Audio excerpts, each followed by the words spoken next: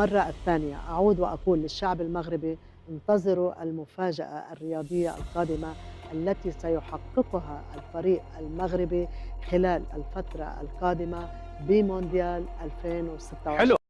ليلى عبد اللطيف مرة تانية بتطلع بتوقعات جديدة، والمغرب هالمرة هو محور الحديث، وطبعا الساحة كلها عم تحكي بالموضوع. التوقعات بتحكي عن تغييرات سياسية كبيرة وحتى مفاجأة رياضية ضخمة بكأس العالم. فيا ترى شو مخبي هالتنبؤات للمغرب؟ خلونا نشوف مع بعض. التوقعات الجديدة بتضرب على وتر حساس بالمغرب، السياسة والرياضة، يعني أهم شغلتين. فهل هي مجرد تخمينات عادية، ولا ممكن تكون بترسم ملامح مستقبل قريب فعلا؟ خلونا نبدأ بالملف الأكثر حساسية، السياسة.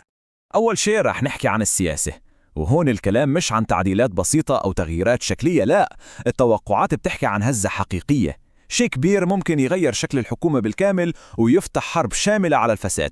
الصورة اللي بترسمها التوقعات واضحة ومكونة من 3 خطوات ورا بعض. أولاً، تغيير حكومي ضخم.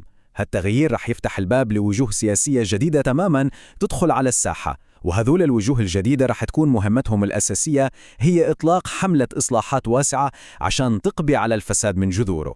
واللي بيعطي هالتوقعات وزنها الحقيقي وقوتها هو المصدر اللي يقال إنه وراها قرار مباشر من الملك المغربي. بس هالجملة القصيرة بتعني شي واحد، إنه التغيير مش رح يكون سطحي أبداً، بالعكس رح يجي من أعلى سلطة بالبلد، يعني رح يكون تغيير حاسم وجذري وشامل.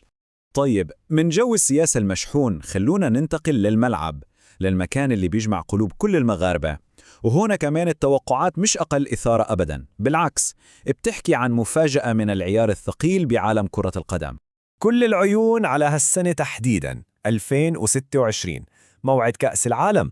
التوقعات بتلمح وبقوة إنه أسود الأطلس مش رايحين يكونوا مجرد مشاركين عاديين، لا، في كلام عن حدث رياضي استثنائي رح يكونوا أبطاله.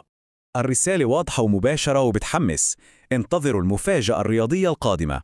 طبعا بعد الإنجاز التاريخي اللي عملوه أسود الأطلس بمونديال بالعكس هي جزء من نمط عم نشوفه بيتكرر بتوقعات لدول تانية زي مصر والسعودية، خصوصا بالمجال الرياضي. وهالشي بخلينا نسأل عن طبيعة هالتنبؤات أصلا.